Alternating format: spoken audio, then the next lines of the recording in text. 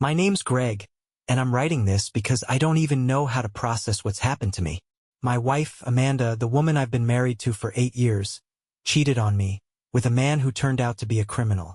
Amanda was always a bit high maintenance. She loved the finer things: fancy dinners, designer bags, and expensive vacations. I worked hard to give her the life she wanted, even when it meant putting my own dreams on hold. She had a fiery personality, the kind of woman who could command a room with her confidence. But she also had a temper that could burn through steel. Lately, though, things had felt different. Amanda was more distant, spending hours on her phone, claiming it was work stuff. She started going out late, saying she was meeting up with her friends. At first, I didn't think much of it. She's always been independent. But then little things started to nag at me. She'd come home with expensive jewelry I didn't buy her and dodge questions with an annoyed, "Can't a woman treat herself?" Her temper became worse, snapping at me over the smallest things. And then there was the night she didn't come home at all. I told myself she was just blowing off steam, maybe going through a rough patch. But deep down, I knew something wasn't right. I just had no idea how deep the rabbit hole would go. The night Amanda didn't come home was when the first real cracks appeared. She texted me around 10 p.m. saying, "Don't wait up, having drinks with the girls." That was it, no explanation, no follow-up. By midnight, I was starting to worry. I called her, but it went straight to voicemail. Texted her, no response. My stomach churned as the hours ticked by, but I told myself to relax. Amanda had always been unpredictable, and maybe she'd had too much to drink and crashed at a friend's place. She finally strolled in at 6 a.m., her makeup smudged and her clothes wrinkled. She looked like she'd been through a hurricane. "Where the hell were you?" I asked, trying to keep my voice calm. "Relax, Greg," she said, rolling her eyes. "I stayed at Lisa's. We were drinking, and I didn't want to drive." It sounded plausible, but something about the way she said it felt rehearsed. The next day, I texted Lisa, casually asking if Amanda had stayed over. Lisa's reply made my heart drop. "No, haven't seen Amanda in weeks. Everything okay?" That was my first red flag, but it wasn't the last. Over the next few weeks, Amanda's behavior became even more suspicious. She started getting mysterious phone calls, always stepping out of the room to answer them. Packages began arriving at the house. Fancy clothes, shoes, and even a diamond bracelet. "We can't afford this," I said one night, holding up the bracelet. "Oh, relax," she snapped. "It's fake. Just something fun to wear out." But when I looked closer, I saw the jeweler's receipt tucked in the box. That bracelet wasn't fake. It was worth $2,000. I started keeping a closer eye on her. One night, while she was in the shower, I checked her phone. She'd changed her passcode. My heart sank. Amanda never used to lock her phone, and now it was as if she'd built a fortress around it. Then came the real bombshell. One evening, while she was out with friends, I decided to check her laptop. She always left it in the study, and I figured if there was anything suspicious, it might be there. I struck gold, or maybe poison.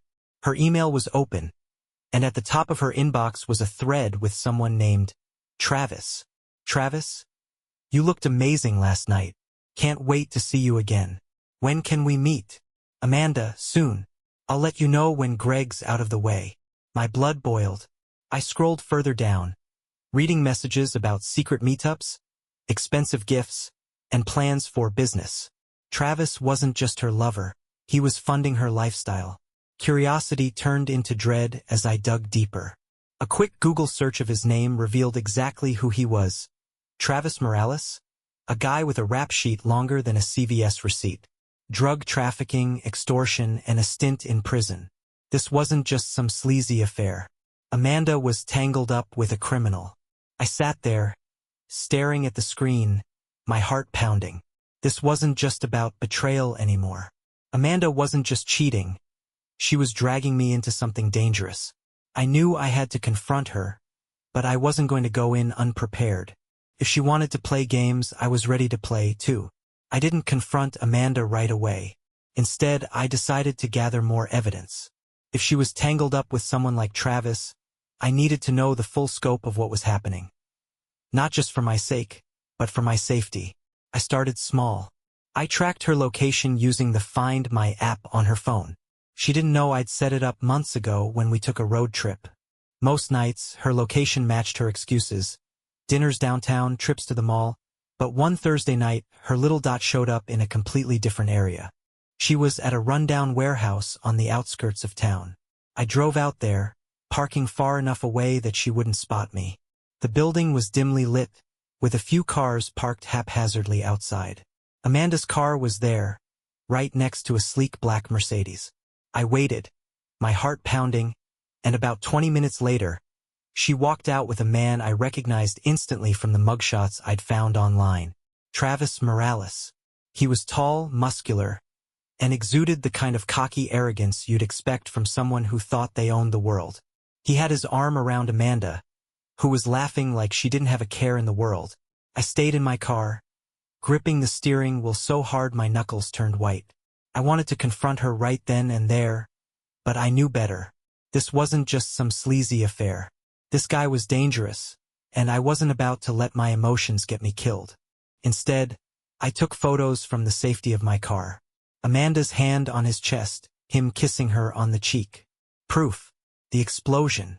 That weekend, I finally confronted her. I waited until she was sitting in the living room, scrolling through Instagram like she didn't have a double life. "Hey, Amanda," I said casually, sitting across from her. "Yeah?" she replied, barely glancing up. I pulled out my phone and slid it across the coffee table. "Care to explain this?" Her eyes flicked to the screen, and for the first time, I saw panic flash across her face. The photos of her and Travis were crystal clear. "What the hell, Greg?" she snapped, her voice rising. "Are you spying on me? Don't turn this around on me," I said, my voice icy. "Who is he? And don't you dare lie to me." She hesitated, her mouth opening and closing like a fish gasping for air.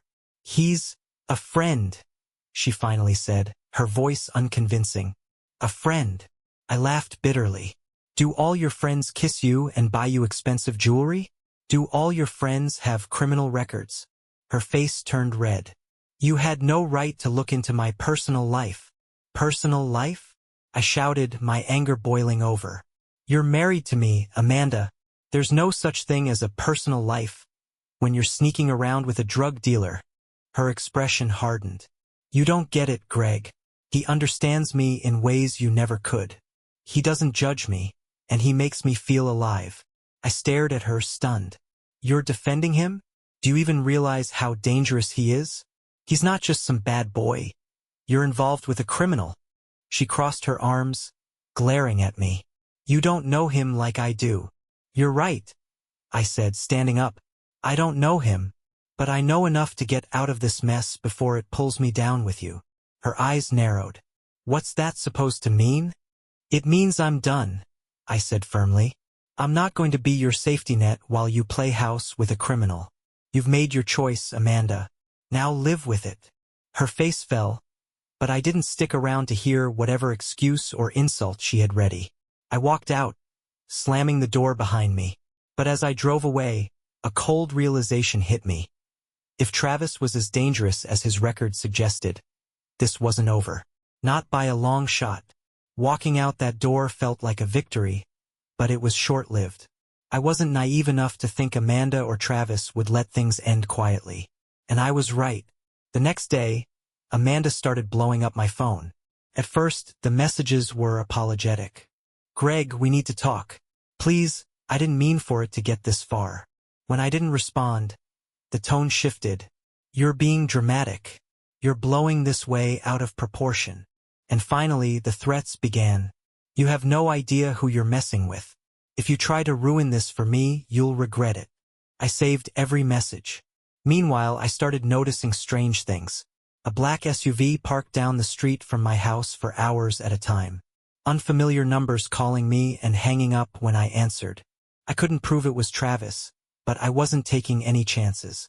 I went to the police and filed a report, explaining everything: Amanda's affair, Travis's criminal history, the threats. The officer listened patiently but didn't seem overly concerned. "We'll keep it on file," he said. But unless there's an actual crime, there's not much we can do. Great. The warning. Things escalated one night when I came home late from work. As I pulled into the driveway, I noticed something unusual. My front door was slightly ajar. My heart pounded as I grabbed the tire iron from my trunk and crept inside. The living room was trashed. Cushions ripped apart, shelves emptied, furniture overturned. It wasn't a random burglary. Whoever did this wanted to send a message. On the dining table, scrawled in red spray paint, were the words, "Stay out of it." I knew exactly who it was from. I called the police again, and this time they took it more seriously. They dusted for fingerprints, but the officer warned me. Without direct evidence tying him to this, it's going to be tough to make a case. I felt trapped. Travis wasn't just a cheating husband's rival. He was a dangerous man who clearly had no problem crossing the line, turning the tables. I knew I couldn't beat Travis head-on, so I decided to fight smarter. I started digging into his life, calling in every favor and connection I had. I reached out to a friend from college, Mark, who worked in private security. Mark was the kind of guy who could find anything on anyone. I told him about Travis and asked for help. A week later, Mark came back with a goldmine. Travis wasn't just dabbling in criminal activities. He was running a full-blown operation. Drugs, illegal weapons, money laundering. It was all there, neatly documented in Mark's report. Even better, there were whispers that Travis was under surveillance by the DEA. This was my opportunity. I compiled everything Mark had given me, along with Amanda's texts and the photos I'd taken of her with Travis. Then I made an anonymous tip to the DEA, detailing everything I knew about Travis's activities. Felt risky, but I had no other choice. If Travis wanted to intimidate me, I was going to show him that two could play that game. The calm before the storm. For a few weeks, things went quiet. Amanda stopped calling, the mysterious SUV disappeared, and I started to feel like I could breathe again. I wasn't sure if my tip had reached the DEA, but I hoped it had at least put Travis on edge. Then, one evening, as I was sitting in my living room, my phone buzzed. It was a news alert. Local man arrested in multi-agency sting operation. I opened the article and there he was, Travis Morales, being hauled away in handcuffs. The charges ranged from drug trafficking to racketeering. I couldn't help but smile. The man who thought he was untouchable was finally behind bars. But the real kicker? Amanda's name came up in the investigation, too. She wasn't charged, but she was listed as a person of interest due to her involvement with Travis. Her world was crumbling, and there was nothing she could do to stop it. A new perspective. As I sat there watching the news coverage, I felt a strange mix of emotions. Relief, satisfaction, and even a little pity for Amanda. She'd made her choices, and now she was paying the price. But for me, it was finally over. The danger was gone. The betrayal was behind me, and I could start rebuilding my life on my own terms. Or so I thought. Little did I know, there was one more twist waiting around the corner. Just when I thought things had settled down, Amanda reappeared in the most unexpected way. One evening, a week after Travis's arrest, I was on my couch flipping through Netflix when I heard a knock at the door. My stomach dropped. I wasn't expecting anyone, and after everything that had happened, I wasn't exactly eager to answer unexpected visitors. When I opened the door, there she was, Amanda. She looked a mess. Her once perfectly styled hair tied up in a messy bun, dark circles under her eyes. She was holding a duffel bag, her expression somewhere between desperate and defiant. "Greg, I need to stay here," she said, her voice trembling. I blinked, stunned. "Excuse me? It's Travis," she blurted out. "His people think I ratted him out. They've been threatening me. I've got nowhere else to go." I stared at her, trying to process what she was saying. She looked genuinely terrified, but I couldn't ignore the audacity of her request. "You want to stay here?" I said, my voice rising. "After everything you've done? After you trashed our marriage and dragged me into your mess?" "Please, Greg," she pleaded, tears welling up. "I know I messed up, but I don't have anyone else." "I'm scared." For a split second, I felt a pang of pity. But then I remembered the nights I'd spent wondering where she was, the humiliation of discovering her affair, the threats and the vandalized house. "No," I said firmly, crossing my arms. "You can't stay here." Her face crumpled, and she let out a shaky breath. "You don't understand. They'll kill me." "You made your choices, Amanda," I said coldly. "Now you have to live with them. Go to the police. Tell them everything you know about Travis's operation. Maybe they'll protect you." She looked at me like I'd slapped her. "You're really going to let me fend for myself?"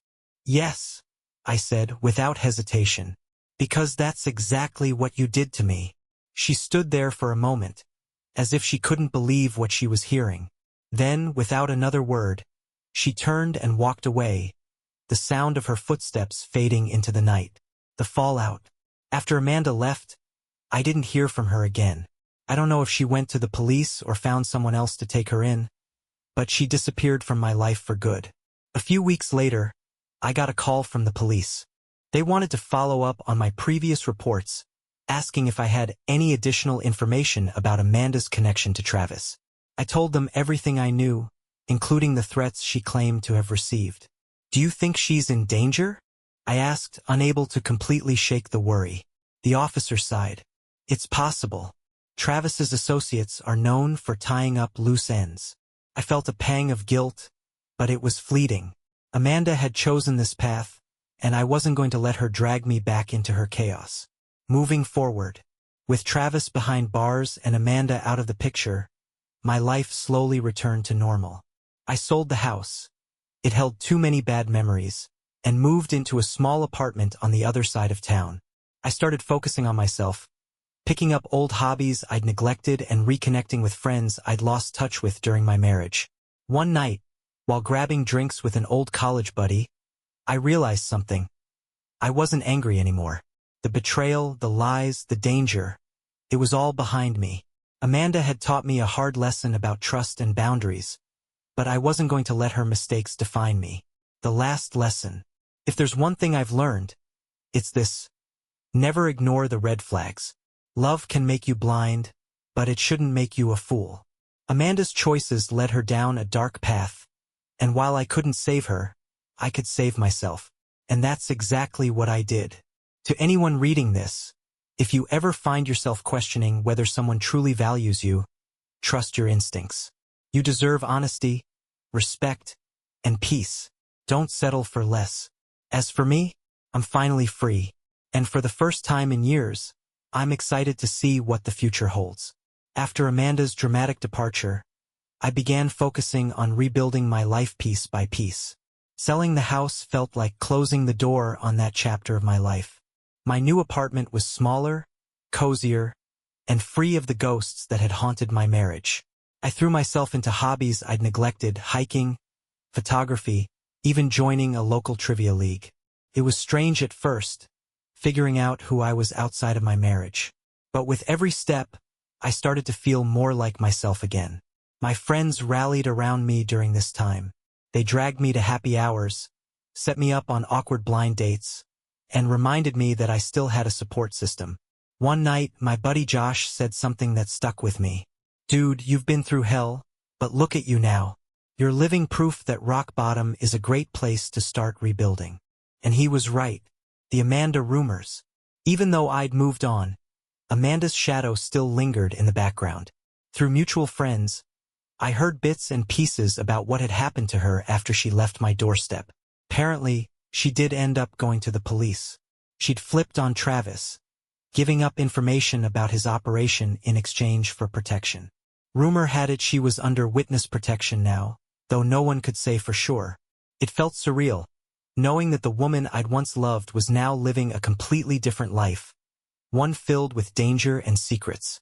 But instead of anger, I felt relief. She was finally someone else's problem. A new beginning. About a year after Amanda walked out of my life, I met someone who reminded me what real love felt like. Her name was Emily, and we met at a photography workshop. She had this quiet confidence and a warmth that immediately put me at ease. Our first date was simple: coffee at a local cafe, but it felt like a breath of fresh air. There were no games, no drama, just two people enjoying each other's company. As Emily and I grew closer, I realized how different our relationship was compared to my marriage. With Amanda, everything had been a power struggle. With Emily, it was a partnership. She knew about my past, of course. I told her everything early on, wanting to be honest. Her response? "You deserve better than what you went through. I'm glad you didn't settle." For the first time in a long time, I felt like I was exactly where I was supposed to be. The final word. Looking back on everything, I realized Amanda's betrayal, while painful, was the best thing that could have happened to me. It forced me to confront hard truths about myself and what I wanted in life. If I could give advice to anyone in a similar situation, it would be this. Don't let someone else's mistakes define you. Use them as a stepping stone to something better. Amanda's choices may have broken our marriage, but they didn't break me. And for that, I'm grateful.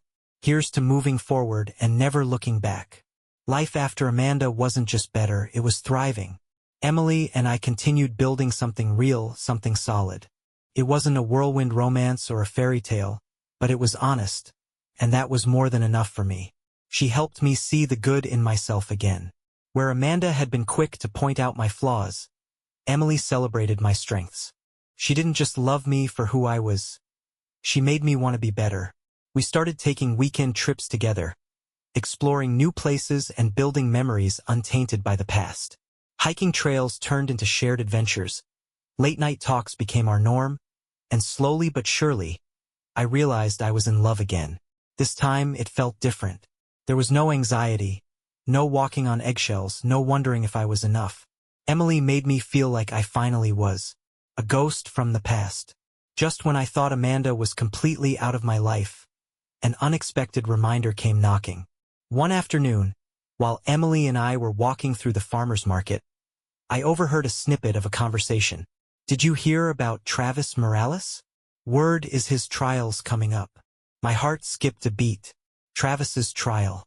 It had been nearly a year since his arrest, and I'd all but forgotten about him. But hearing his name brought everything rushing back. Curiosity got the better of me, and that evening, I searched for updates on his case. Sure enough, there it was, an article about his upcoming trial, listing the charges against him. Drug trafficking, racketeering, and a slew of other crimes. Amanda's name wasn't mentioned, but there was a vague reference to a key witness. I didn't need much imagination to figure out who that might be. For a moment, I felt a flicker of pity for her. Testifying against someone like Travis couldn't be easy, especially if she was under protection. But that pity was fleeting. Amanda had chosen her path, and I wasn't about to let her choices pull me back into her orbit. The strength to move on. I told Emily about what I'd learned, half expecting her to be alarmed or upset. Instead, she just shrugged. "Do you think it'll affect you?" she asked. "No," I said after a moment's thought. "I think it's just closure. Knowing that chapter is finally ending." And it was. For all the pain and chaos Amanda and Travis had brought into my life, it felt good to know that their story, and their influence over me, was coming to an end. Proposal. Not long after, I decided to take the next step with Emily. It wasn't a grand, over-the-top gesture. It was simple and heartfelt, just like our relationship. We were sitting on the couch one evening, Max, our adopted golden retriever, snoring softly at our feet, when I pulled out the ring. "I never thought I'd find this again," I said, my voice steady. "But with you I have. Will you marry me?" Emily's eyes filled with tears, and she smiled the kind of smile that lights up a room. "Yes," she said, pulling me into a kiss. The future. As I write this, Emily and I are planning our wedding. It's going to be small, intimate, and filled with the people who've supported us through everything. Amanda and Travis? They're just footnotes now, lessons learned and chapters closed. Their betrayal, while painful, paved the way for something far greater. If I've learned anything, it's that life has a way of surprising you when you least expect it. Sometimes the worst moments are just the beginning of something better. And for that, I'm grateful. Emily and I's wedding day was everything I'd hoped for. Simple, heartfelt, and full of joy.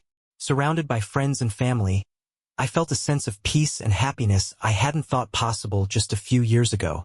As I stood at the altar, watching Emily walk toward me in her understated yet elegant dress, I realized how far I'd come. I'd gone from being broken and betrayed to building a life I was truly proud of.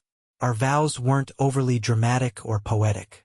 They were honest, reflecting the foundation of trust and mutual respect we'd built together. "You're my safe place," she said, her voice trembling slightly, "and my greatest adventure." When I said, "I do," I wasn't just committing to her. I was committing to the life we were building, one free from the shadows of the past. A familiar name. A few weeks after the wedding, I received an unexpected email. The subject line read, "Travis Morales Trial Update." I hesitated before opening it, unsure if I even wanted to revisit that part of my life. But curiosity won out. The email contained an article about the trial's conclusion. Travis had been found guilty on multiple charges and sentenced to 25 years in prison. The article mentioned that the prosecution's key witness had provided crucial testimony, but the name was withheld. I stared at the screen for a moment, processing the news. Travis was officially out of my life, Amanda too by extension. It felt like the final page of a long, exhausting chapter. Building our future. With the past firmly behind me, Emily and I focused on building our future. We bought a modest home in a quiet neighborhood, complete with a big backyard for Max to roam. One evening, as we sat on the patio watching the sunset, Emily turned to me with a thoughtful expression. "Do you ever think about everything that led us here?" she asked. "Sometimes," I admitted, "but not in the way I used to. It's more like remembering a road I used to drive on. I don't feel anything about it anymore." She smiled, resting her head on my shoulder. "I think that's the healthiest place to be." She was right. I wasn't angry or bitter anymore. In fact, I was grateful. Amanda and Travis had unknowingly set me on a path to a life I never imagined for myself. Paying it forward. As time went on, I found myself wanting to help others who had been through similar betrayals. I started volunteering at a local support group for people recovering from toxic relationships. Hearing their stories reminded me of where I'd been and how far I'd come. It felt good to give back, to use my experience to offer hope to others. One evening, after sharing my story with the group, someone asked, "How did you find the strength to move on?" I thought for a moment before answering. "It wasn't easy," I said, "but I realized that holding on to anger and pain wasn't hurting the people who betrayed me. It was only hurting me. Letting go wasn't about forgiving them. It was about freeing myself." The reflection. Now, as I sit here writing this, I can honestly say I've never been happier. Emily and I are expecting our first child. A little girl we've already decided to name Lily. Max is curled up at my feet, snoring softly, and the house is filled with the kind of peace I once thought I'd never find again. To anyone reading this who feels like they're stuck in the pain of betrayal, know this. It gets better. The road is hard, and there are no shortcuts, but if you keep moving forward, you'll find yourself in a place you never thought possible. Amanda and Travis may have played a role in my story, but they don't define it. That's mine and mine alone. Here's to second chances, fresh starts, and the people who make life worth living. Life with Emily was like a well-written song, melodic, peaceful, and full of meaning. Every day brought new reasons to smile. Preparing for Lily's arrival became our focus, and we transformed the extra bedroom into a nursery filled with soft pastel colors and whimsical animal decals. For the first time in years, I felt like I was building something enduring, something untouched by the chaos of the past. One weekend, as we sorted through baby clothes and debated the merits of different strollers, Emily paused and gave me a look I couldn't quite place. "What is it?" I asked, smiling. "I was just thinking," she said softly. "You're going to be such an amazing dad." Her words hit me harder than I expected. All the doubts and fears I'd been holding on to about whether I could rebuild, whether I could be the partner and father I wanted to be, began to melt away. "I'll do my best," I said, my voice catching slightly. She smiled, leaning in to kiss my cheek. "That's all Lily will ever need." A familiar letter. One day, as we were preparing for Lily's arrival, a letter arrived in the mail. At first, I thought it was junk. No return address and generic handwriting. But when I opened it, I recognized the tone immediately. It was from Amanda. The letter was long, rambling, and filled with regret. She apologized for everything. Her betrayal, the lies, and dragging me into her mess with Travis. She claimed she was doing better now, living in a new city under a new identity, and trying to make something of herself. But the line that stuck with me was this: I know I can't undo the pain I caused you, but I want you to know that you were the best thing I ever had. I hope you found happiness, because you deserve it. I read the letter twice, then folded it up and placed it in a drawer. I didn't feel the need to respond, and I didn't feel anger or sadness, just a quiet sense of closure. Amanda's chapter in my life was over, and her letter only reinforced that fact. Finding true joy. As Lily's due date approached, Emily and I found ourselves filled with equal parts excitement and nerves. The night before she went into labor, we sat on the couch, holding hands, talking about the future. "Do you think she'll like hiking?" Emily asked, grinning. "She'll love it," I said confidently. "And if she doesn't, we'll find something else to do as a family." When Lily was born, it was like the world shifted. Holding her tiny hand in mine, I felt a love so profound it was almost overwhelming. This, I thought to myself, is what life is supposed to feel like. Reflection. The life I have now is so far removed from the one I had with Amanda and Travis that it feels like a different lifetime. Looking back, I'm grateful for the pain I endured, not because I'd ever want to relive it, but because it taught me what I deserved and what I could overcome. If there's one piece of advice I'd give to anyone going through heartbreak or betrayal, it's this: don't let it define you. Pain is temporary, but the lessons you take from it can last a lifetime. As for me, I've built a life filled with love, trust, and joy. Lily is growing every day. Emily and I are stronger than ever. And Max is still the world's laziest but most lovable dog. To anyone reading this, know that it's possible to find happiness again. Even when it feels like the world has ended, keep moving forward. Here's to new beginnings. Baby bottle sparkling heart. As Lily grew, life became a whirlwind of diaper changes, sleepless nights, and those precious moments every new parent cherishes. Her first smile, her first laugh, the way her tiny fingers gripped mine. It was everything I never knew I needed. Emily and I settled into parenthood like it was always meant to be. We were a team, balancing the chaos of life with the joy of raising a child together. And every night, as I held Lily in my arms, I marveled at how far I'd come. But just when I thought the past was completely behind me, life threw me one last curveball. An unlikely encounter. It happened during a routine grocery run. I was pushing the cart, Lily strapped into the baby seat, happily gnawing on a teething toy, when I turned the corner and froze. There she was, Amanda. She looked different. Her once polished appearance was replaced with something far more subdued.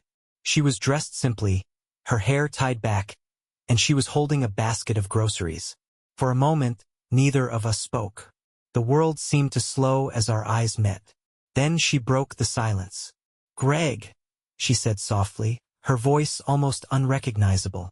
"Amanda," I replied, my tone neutral. Her eyes darted to Lily, who was babbling happily in the cart. "She's beautiful," she said, offering a small smile. "Thank you," I said, keeping my voice steady. There was an awkward pause before she said, "I've thought about reaching out. I wasn't sure if I should." "I got your letter," I said simply. "Oh," she said, looking down. I'm glad. I didn't feel anger or resentment in that moment, just a strange sense of finality. Amanda wasn't the woman who had betrayed me anymore. She was just someone I used to know. "Are you happy?" she asked hesitantly. "Yes," I said without hesitation. "I am." She nodded, tears glistening in her eyes. "Good. You deserve it." I didn't stick around for more. I gave her a polite nod, turned the cart around and walked away. The end of the chapter. As I drove home that day, I thought about how different things could have been. If Amanda had made better choices, if I had ignored the red flags, if I hadn't had the strength to walk away. But none of that mattered anymore. What mattered was the life I'd built. A life filled with love, laughter, and the promise of a bright future. Amanda had once been the center of my world, but now, she was just a distant memory. A life worth living. When I got home, Emily was waiting for us, her face lighting up as I carried Lily through the door. "How was the trip?" she asked, kissing me on the cheek. "Uneventful," I said, smiling. And it was true. Seeing Amanda wasn't some earth-shattering moment. It was just a quiet reminder of how far I'd come. As I sat down to dinner with my family, I felt an overwhelming sense of gratitude. The past had shaped me, but it didn't define me. I'd found my peace, my purpose, and my happiness. And that, I realized, was the best revenge of all. Years have passed since that fleeting encounter with Amanda, and it feels like a lifetime ago. Lily is now a bright, curious 6-year-old with an infectious laugh and a love for adventure. Emily and I have built a life so full of love and joy that the shadows of the past feel like they belong to someone else. I occasionally think about that chapter of my life, not with bitterness, but with clarity. Amanda's betrayal and the chaos with Travis were defining moments, but not because they broke me. They shaped me, forced me to reevaluate what I deserved, and pushed me toward a better future. Passing it on. As Lily grows, I want to teach her the lessons I learned the hard way. Value yourself and never let anyone make you feel small. Trust your instincts, but never let fear dictate your choices. And most importantly, don't let the actions of others steal your joy or your sense of worth. Emily and I often talk about how grateful we are for the life we've built. It's not perfect, no life ever is, but it's honest, and that's more than I ever thought I'd find after everything I went through.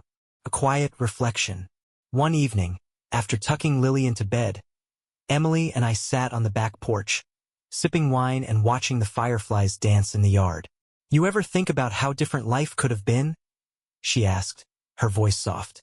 "All the time," I admitted. "But honestly, I wouldn't change a thing. Every mistake, every heartbreak, every wrong turn. It all led me here. And this is better than I ever imagined." She smiled, resting her head on my shoulder. "I'm glad you think so. I kind of like this life too." Advice for the broken-hearted. If you're reading this because you've been betrayed, know this: you're stronger than you think. The pain feels unbearable now, but it will pass, and when it does, you'll have the opportunity to build something even better. Don't let someone else's mistakes define you. Take the lessons, leave the hurt, and move forward with purpose. My story began with heartbreak, but it ended with hope. And if I can find happiness again, so can you. Here's to new beginnings, second chances, and the life that waits on the other side of the storm. Blue Heart, thank you for staying with me. This crazy journey is finally over and I'm ready for what's next. Subscribe to the channel so you don't miss any more interesting stories. And leave a comment with what you would do in this situation. See you in the next videos.